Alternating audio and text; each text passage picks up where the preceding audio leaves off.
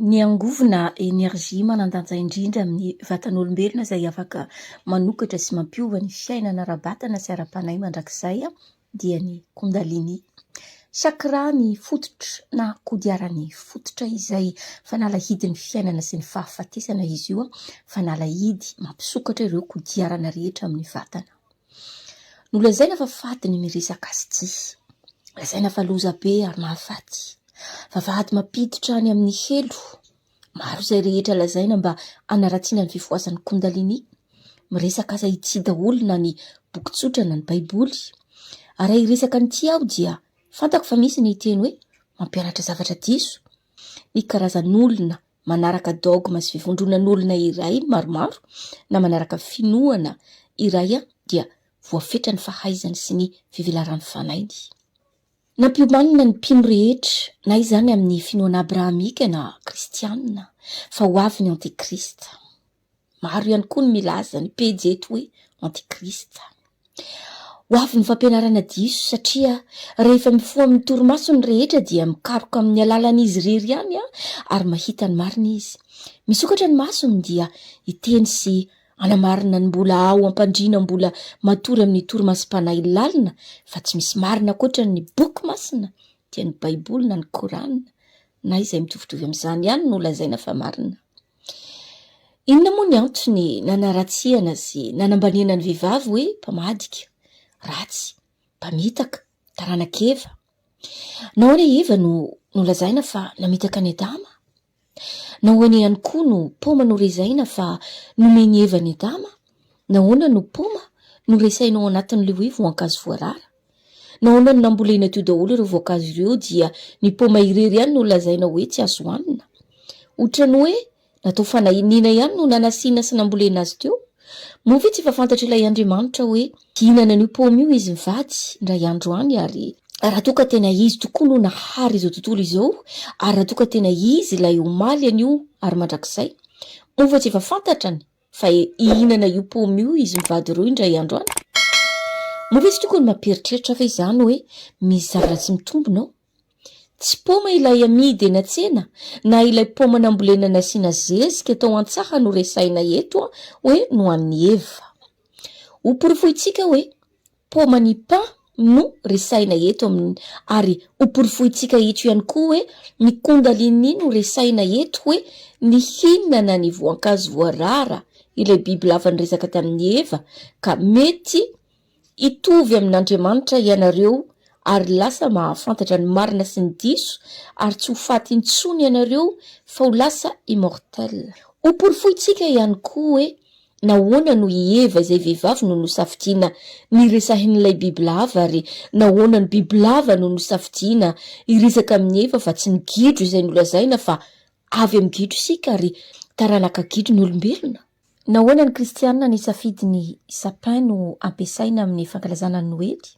Tsy mampametra-panontaniana ve izany hoe pomme de pain na ny hazony pain no ampiasaina rehefa manao ny fetin'ny Noely? Tany anaty tranon'omby i Jesosy no nolazaina fa teraka.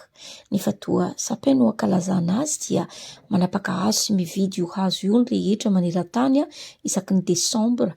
Izany dia manapirofo fa io ilay paoma resahina nomen'ilay bibilava izay milaza ny kondalini saingy afenao ambadik'ilay hoe bibilava ny kondalini, izany hoe ilay bibilava ilay kondalini no bibilava namitaka ny Eva. Maromaro ireo fanontaniana izay mila valin'ireo. Aloha ny tenenanareo aloha hoe tsy fantatrao ny resaka teolojia sy ny filozofia sy ny ara-panahy. Dia tsara ho fantatra aloha fa ny Egypta fahagola no nampianatra sy nipoiran'ny teolojia, filozofia, psikolojia, ny ara-panahy ary izy ireo no naparitaka izany tany Inde, tany Chine maneran-tany. Saingy ny Inde sy ny Azetika no nitazona io fianarana io na dia teo aza ny fanjanahana sy ny fanandevozana ary na dia nisy aza ny fanafoanana ny mponina originaly ka nosirloin'ireo kokaziana olona metisy dia ireo hitantsika ankehitriny ireo na dia teo aza izany dia nitazona ny fianarana sy ny fomba ny razany foana izy ireo ka nanaparitaka izany tamin'ireo kokaziana moderna. Nianatra ireo fianarana ireo tany Egypta ny Grika ary nasai ny teny mafy hoenin'izao tontolo izao antsoratra mihitsy izy ireo hoe ny Ejipta mainty hoditra no tompon'ny teolojia, tompon'ny filozofia, tompon'ny psikolojia ary tompon'ny ara-panay. Ny Kundalini dia ny vehivavy no manana azy io sy mampifoha azy io ary izy no mizara izany amin'ny ilay. Io no angovo ambony indrindra sy manandanja indrindra amin'ny angovon'ny fiainana. Io no angovo mampifoha ny mahazanahary ianao sy manokatra manadio, mampianatra anao, mampiaraka anao amin'izao tontolo izao. Lasa zanahary ety an-tany ianao, lasa manam-pahaizana ianao, tsy manana ambo-po intsony ianao ihany no manasitrana ny ratra ara-pitsepo sy mamorona ny hoavinao sy hoavin'izao tontolo izao aminao rehefa misokatra Kundalini io. Ny Kundalini no taratry ny angovo maneran-tany. Nahazo anarana maro araka ny civilisation na ny fandimby izy io. Ny japonais miantso azy io Ki ary ny sinoa miantso azy io Chi. Nantsoiny Kongo tao amin'ny Kalahari hoe io fahefana io. Ny grika miantso an'io angovo io ho pneuma ary ny silamo dia miresaka momba ny ruh. Ao amin'ny fomban-drazana indiana izy no taratry ny reny Adi Shakti. Nantsoiny Kristy hoe fanahy masina izy io amin'ny kristianina. Jereo ireto sary fanehoana ireto ireo tekina ao Vatican amin'ireo sary sikotra na hosodoko masina, amin'ny farmasia, amin'ireo rindrina sy sary egyptianina, amin'ireo sary fanehoana maneran-tany fa hita foana ny bibilava, ny pomme de pain na ny pomme de pain. Ny teny tamin'ny efa ny bibilava hoe raha mihinana ilay paoma ianareo dia hitovy amin'ny Andriamanitra ka tsy hiaina ny fahafatesana intsony. Ny bibilava resaina eto dia ny Kundalini satria ny vehivavy no manana io Kundalini io. Kundalini tsy mifoafoa fahatany ary tsy voatery amin'ny alalan'ny firaisana ara-nofo no ifoazany. Misy teknika hafa afaka hamoazana izany ihany koa fa ny firaisana ara-nofo no angovo lehibe indrindra amin'ny angovom-piainana ka io no malaky ifoazany Kundalini. Io angovo ny ara-panay na ny ara-pananahana io no aingana indrindra sy angovo faran'izay manandanja indrindra amin'ny angovo rehetra amin'ny vatantenan'ny olombelona ary io no manokatra ny kodiarana na ny chakra rehetra. Na dia zany aza tsy ny firaisana ara-nofo tsotra no ilay fatao matetika no mampifoha izany ary tsy amin'olona rehetra ihany koa no iarahana no afaka mamoha izany Kundalini izany. Fa mifandray amin'ny ambaratonga ny firaisana ara-nofo sy ara-panay zany hoe firaisana miaraka amin'ny fahatsiarovan-tena tanteraka efa manana fifohazam-panay ambony dia ambony no afaka manao izany ka izay no mampifoha ny Kundalini ary mampifoha ny glande pinéale izay resahina eto hoe paoma ka manokatra ireo kodiarana rehetra mandamina ny angovo rehetra avy amin'ny any ambany ka hatrany amin'ny loha. Mivoaka ny loha malemy io angovo io ary miparitaka amin'ny vatana subtile sy ny vatana ara-batana ary lasa olona vaovao tanteraka ianao rehefa mifoha izy io. Ny pinian'ny Vatican dia sary voasokotra goavambe maneho ny pinéale an-tsary sanganasa voasokotra tsy haingo tsotra fotsiny ihany izy io fa misy dikany. Maneno ny sary ny hazo pinéale eo anelanelany vorombola anankiroa na voromahery anankiroa ity izay mahatratra 4 metatra eo ny ahafony izay maneho ny paoma ny pain. Ny fiara pinéale hita eto dia misy maso. Io maso io no maso fahatelo.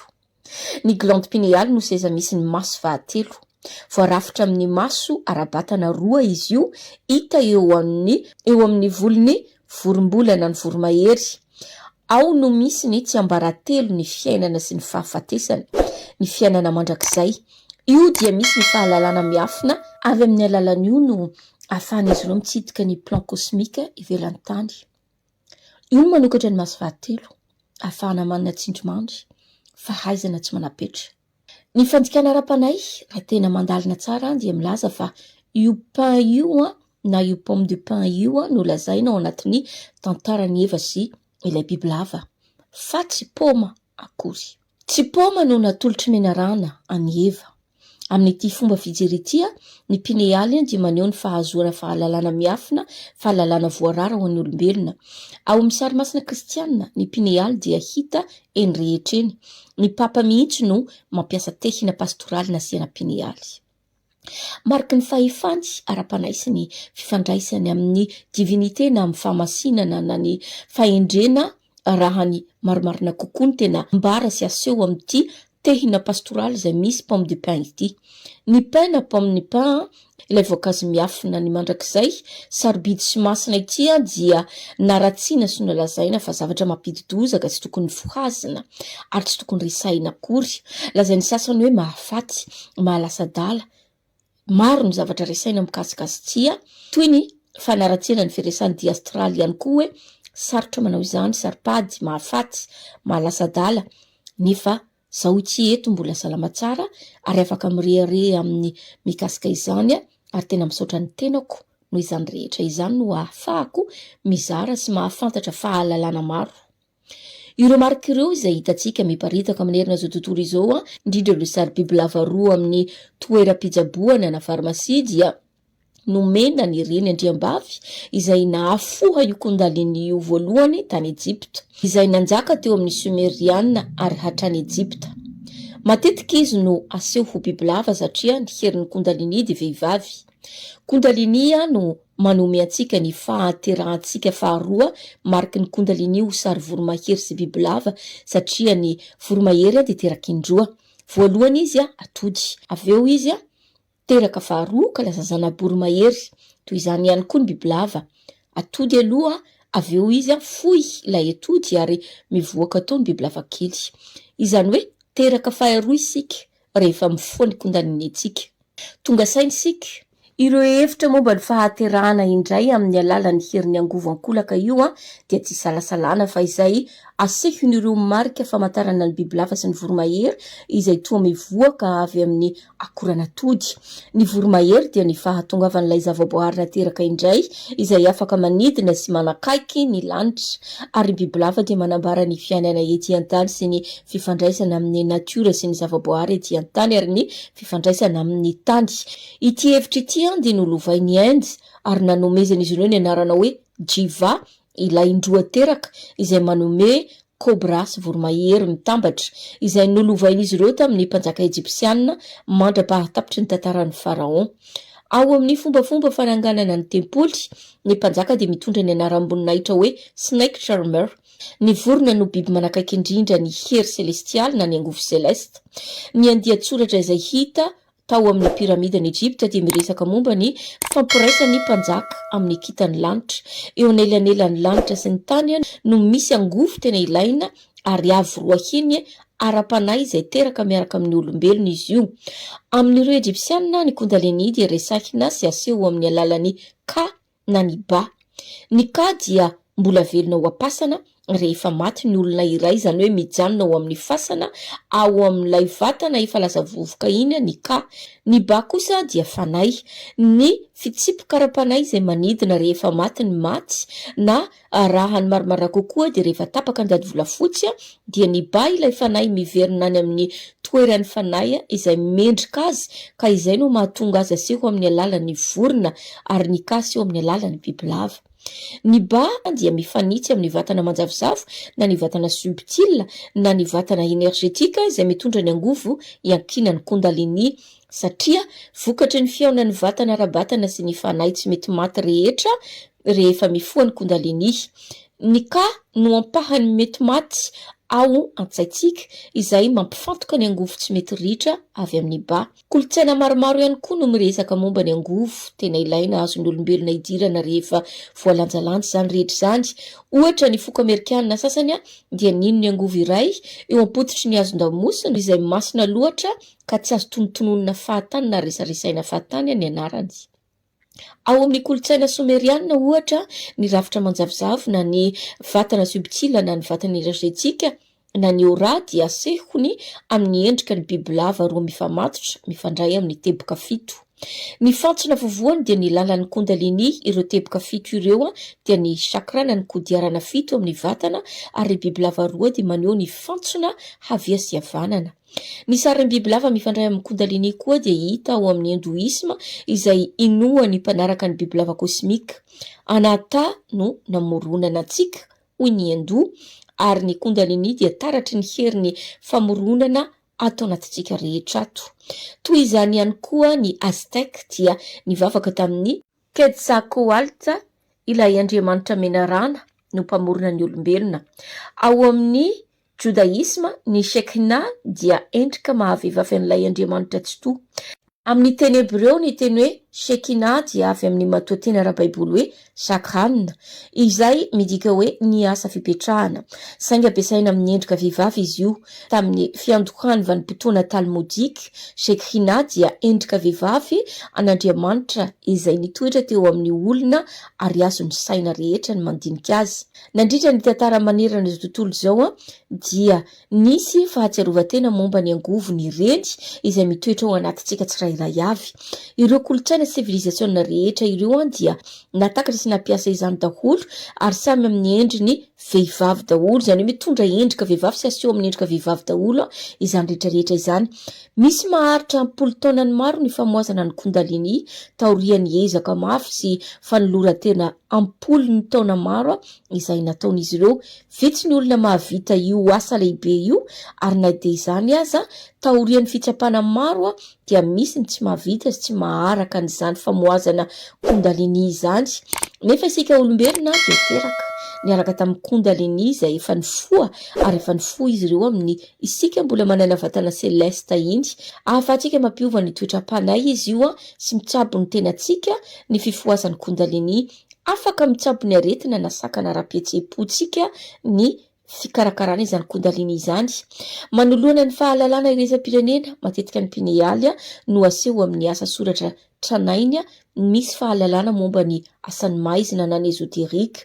Noresanao zava-doza mikasika ny pinealy sy ny Kundalini satria tsy mety amin'izy ireo ny hanananao fahaizana ka hitovy amin'izy ireo ianao ka norarana tsy noresaina mihitsy izy ity.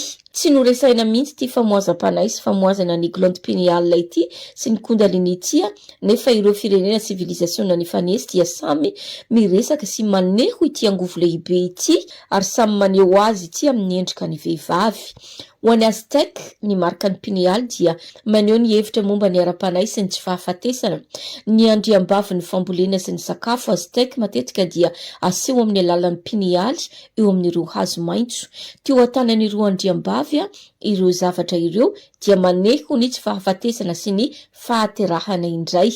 Ho an'ny Sirianina, ny marika ny hazo ny pin dia naneho ny tsy fahafatesana sy ny fahazavana ara-panay. Ny sary sokotra tamin'ireo lapan'ny sivilizasiona fahiny dia naneho Andriamanitra manana elatra mitazona pin eny amin'ny rivotra. Ho an'ny Celta, ao amin'ny kolotsaina ny Celtika sy ny fomban-drazana Celtika, ny poman'ny pin dia marika ny fahavokarana sy ny fahaterahana indray. Ao amin'ny angano Grika, ny Grika kosa indray raha mikasika ny Dionysius, Andriamanitra ny divay sy ny fahavokarana dia nitondra tekina misy poman'ny pin ihany koa izy. Ny bibilava dia miseho amin'ny sary hosodoko masina maro, torak'izany koa ny vorona. Avy amin'izany no anehoana ny voromailala na ny domoina ho vorona masina izay nolazaina fa fanahy masina rehefa natao Batisty Jesosy. Ny Baiboly dia feno ohatra metaforika ka tsy ny maso roa no mamaky azy fa ny maso fahatelo.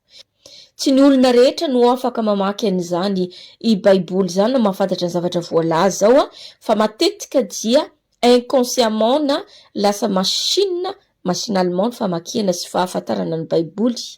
Na olona manana fanahy mifoha sy mavitrika sy masina sy hendry tsara no mahafantatra ny zava-miafina ao amin'izany Baiboly zany fa tsy ny rehetra akory, na ireo milaza azy fa mahafehy ny teolojia, milaza azy fa masina, dia tsy mahafantatra akory ny zavatra lazai ny Baiboly.